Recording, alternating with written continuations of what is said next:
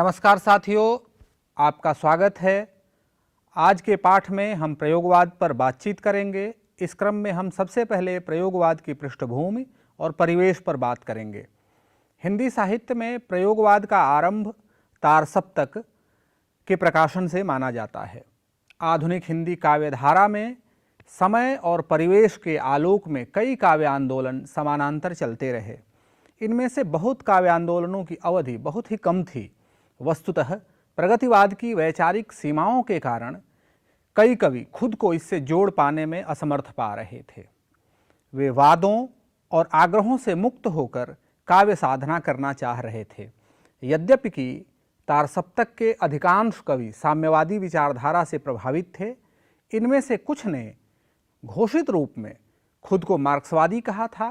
तथापि इन नए कवियों को लेकर अज्ञेय ने तारसप्तक का प्रकाशन किया। प्रगतिवाद और प्रयोगवाद आरंभिक स्थिति की परिस्थितियों और परिवेश में कोई विशेष अंतर नहीं था। भारत की पराधीनता और विश्व युद्ध की काली छाया अपना पंख फैलाए हुए थी। भारत की जनता स्वाधीनता के संग्राम में निबद्ध थी।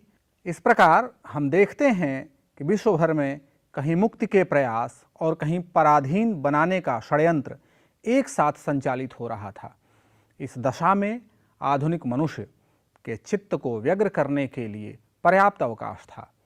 सत्य और असत्य का निर्धारण बिल्कुल सीधा नहीं था। संभवतः यही कारण था कि अज्ञेय ने तारसप्तक के कवियों को राहों का अन्वेषी कहा था। तारसप्तक के कवि स्वयं को एक निश्चित राह पर केंद्रित नहीं कर पा रहे थे। इस तथ्य की ओर इंगित करते हुए तारसप्तक की भूमिका में अज्ञेय लिखते हैं कि तारसप्तक में 7 कवि संगृहीत हैं। सातों एक दूसरे के परिचित हैं। बिना इसके इस ढंग का सहयोग कैसे होता? किंतु इससे यह परिणाम न निकाला जाए कि ये कविता के किसी एक स्कूल के कवि हैं या कि किसी साहित्य जगत या किसी गुट अथवा दल के सदस्य या समर्थक हैं, बल्कि उनके तो एकत्र होने का कारण ही यही है कि वे किसी एक स्कूल के नहीं हैं, किसी मंजिल पर पहुँचे हुए नहीं हैं, अभी राही हैं, राही नहीं, राहों के अन्वेषी। अज्ञेय ने जिन राहों के अन्वेषण की ओर इंगित किया है, उनके इस कथन की छाया को मुक्तिबोध के तारसप्तक के वक्तव्य में भी देखा जा सकता है। जैसा कि पहले बताया गया है कि तारसप्तक के कवि अनिर्णय की मनोदशा में काव्य संसार में प्रविष्ट हुए थे। इन कवियों का मनःलोक अपूर्णता की स्थिति में था, जिसके कारण ये किसी एक दार्शनिक या वैचारिक प्रणाली में आबद्ध नहीं हो सके। यदि सीधे सीधे कहा जाए तो मुक्तिबोध का वक्तव्य प्रगतिवादी कविताओं की ओर ही इंगित करता है। मुक्तिबोध का कथन इस प्रकार है: मेरे बाल मन की पहली भूख सौंदर्य और दूसरी विश्व मानव का सुख दुख।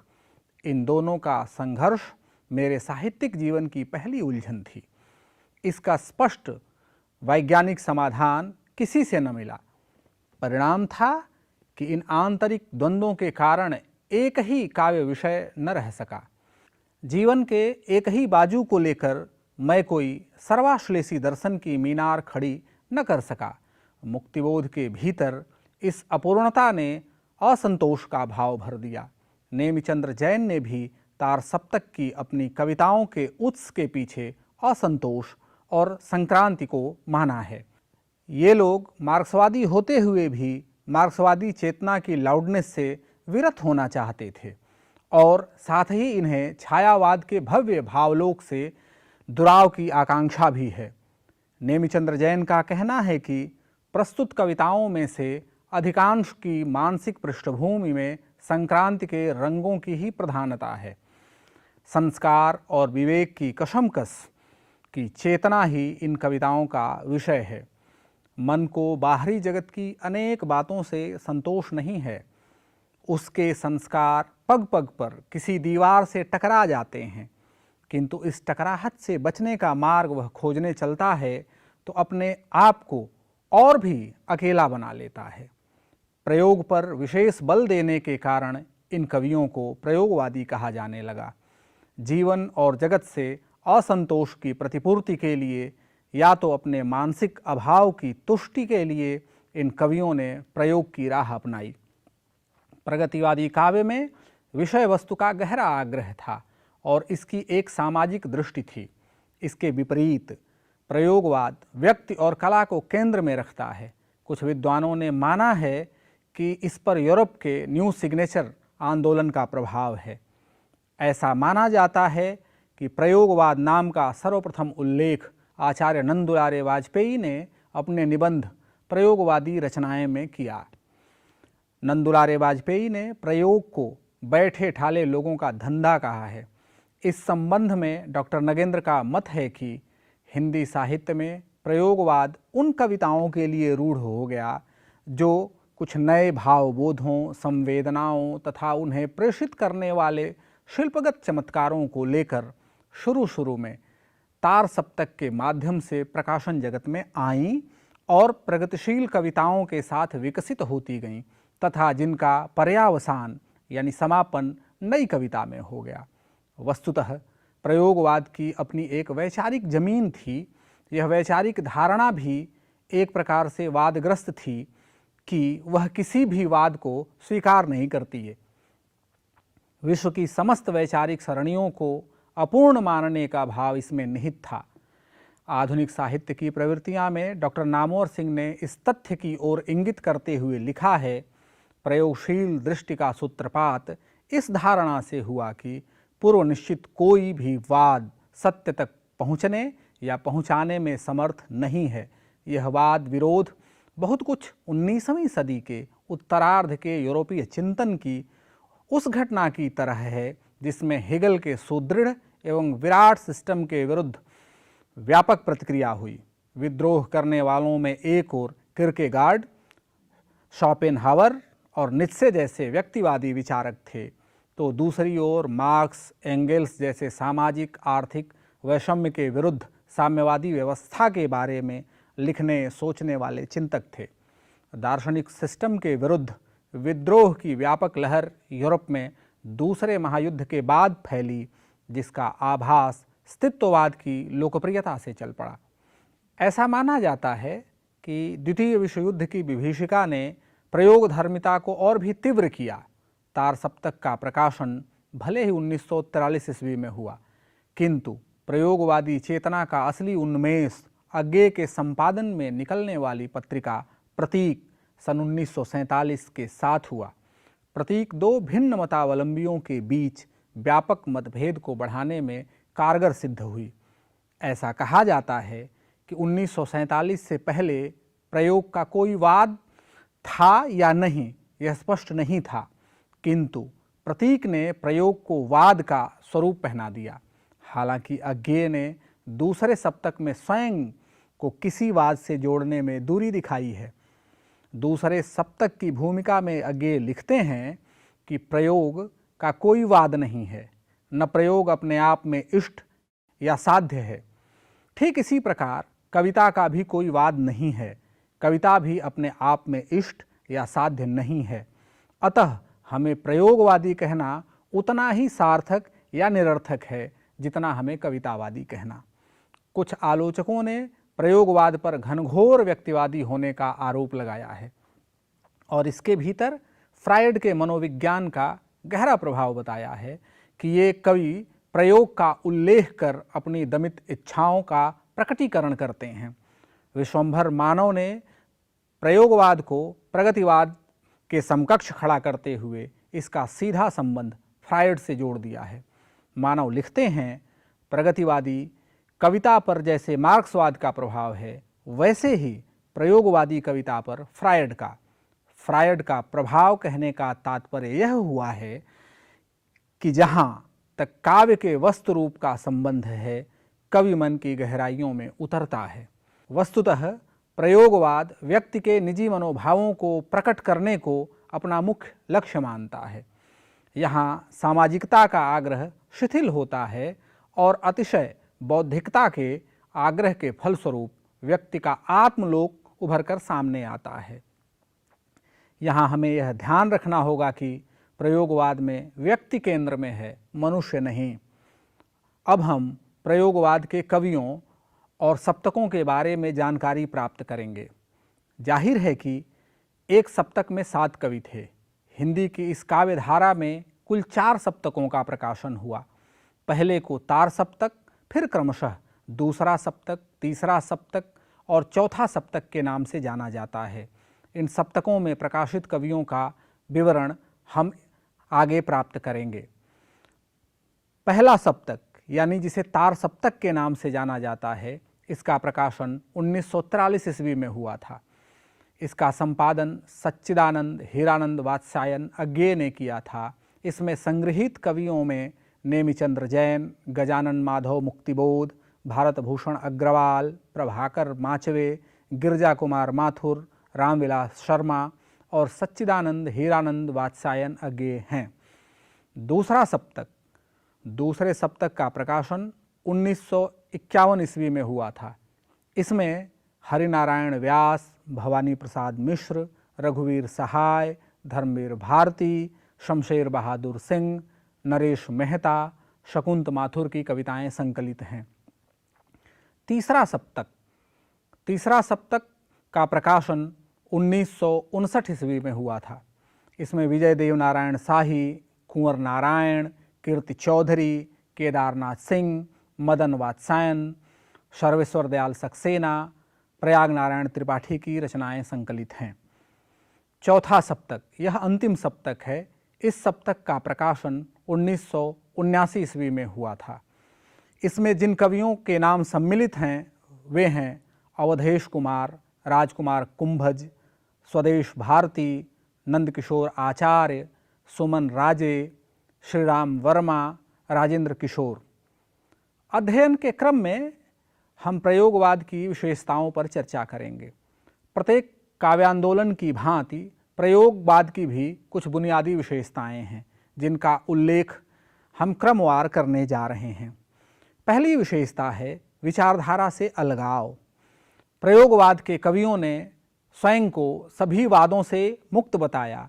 जैसा कि पहले भी उल्लेख किया जा चुका है कि अज्ञेय ने दूसरे सप्तक की भूमिका में इन कवियों को किसी भी वाद का आग्रही नहीं बताया है। डॉक्टर नामवर सिंह ने भी प्रयोगवाद की पहली विशेषता वाद के विरुद्ध विद्रोह को माना है। ये किसी बाहरी दर्शन से सत्य की प्राप्ति को संभव नहीं मानते। उनके लिए किसी भी प्रकार की पक्षधरता का कोई मूल्य नहीं है।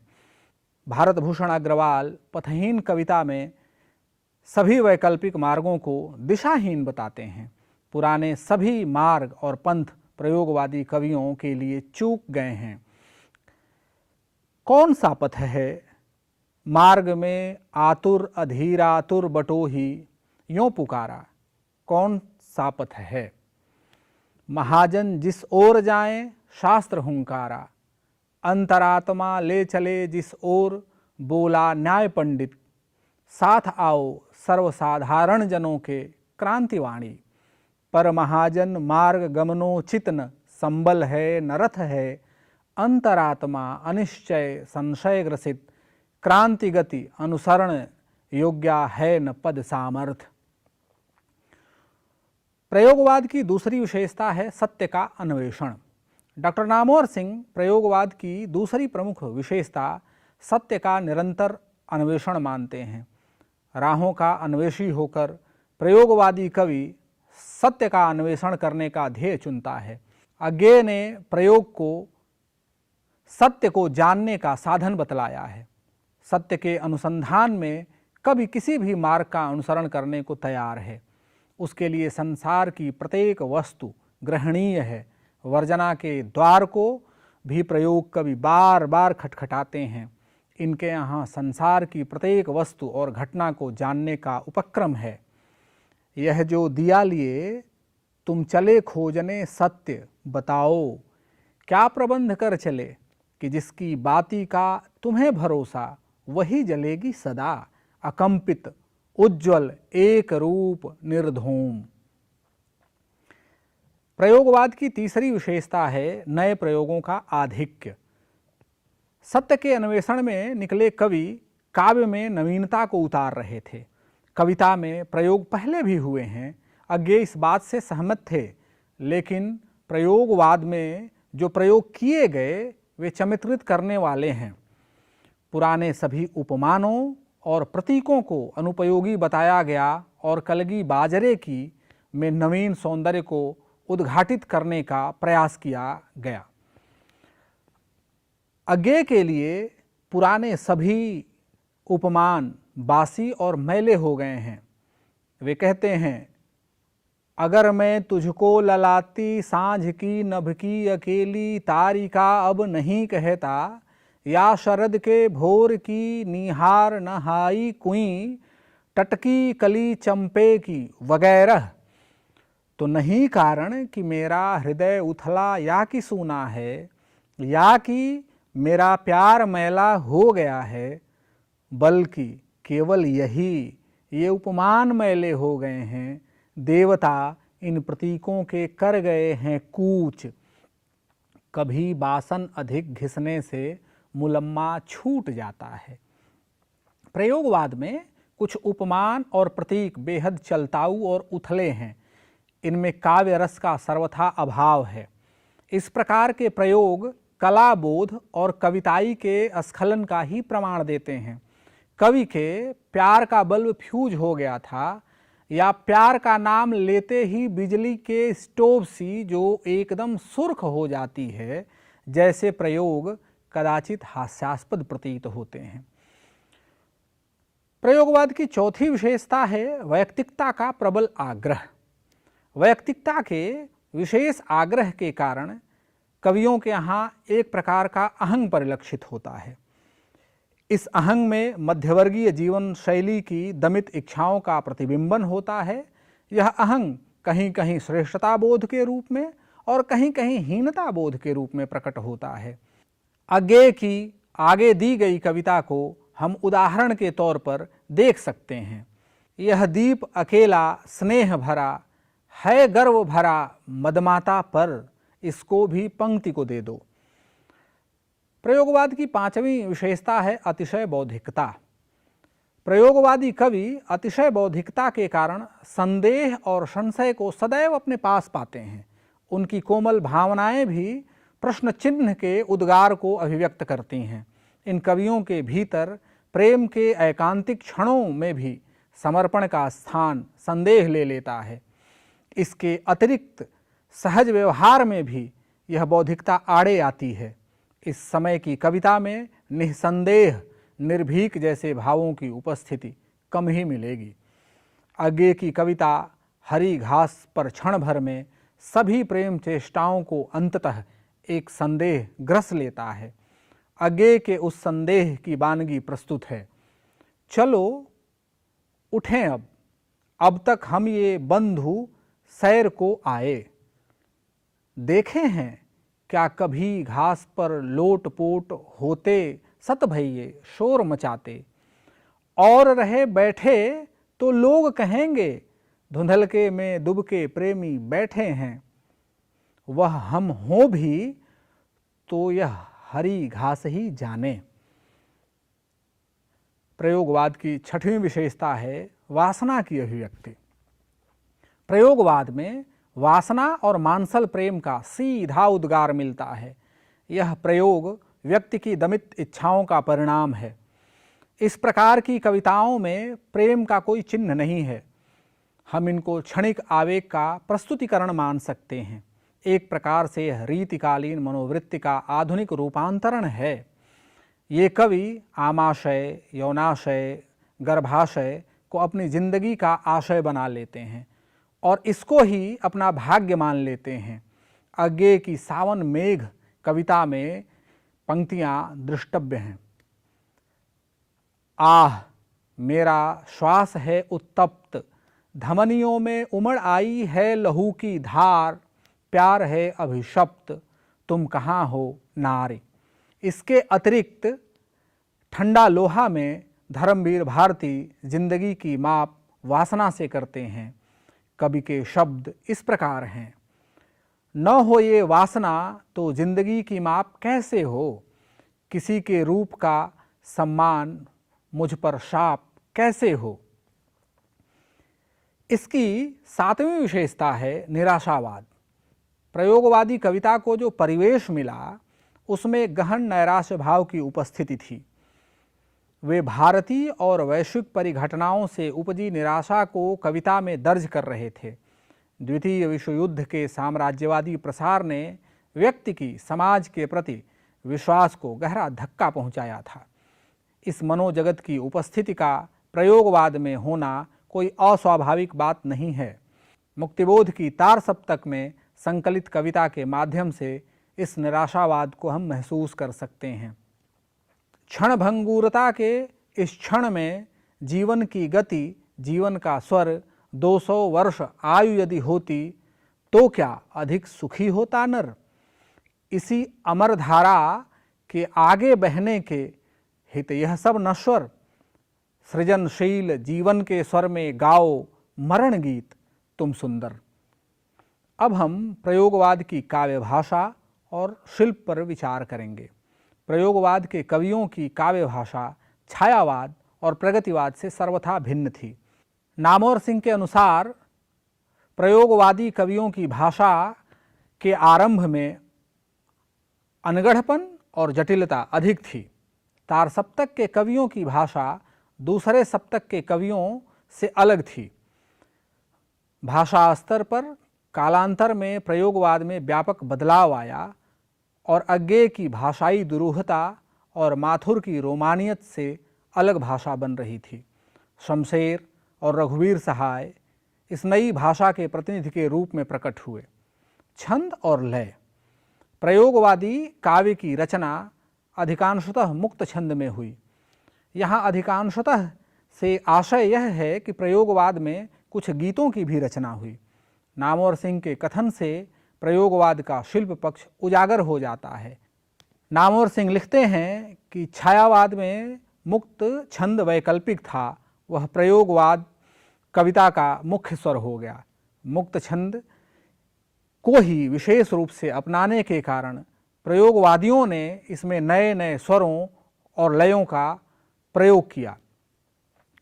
प्रयोगवाद में छायावाद की लयबद्धता कमोबेश विद्यमान थी।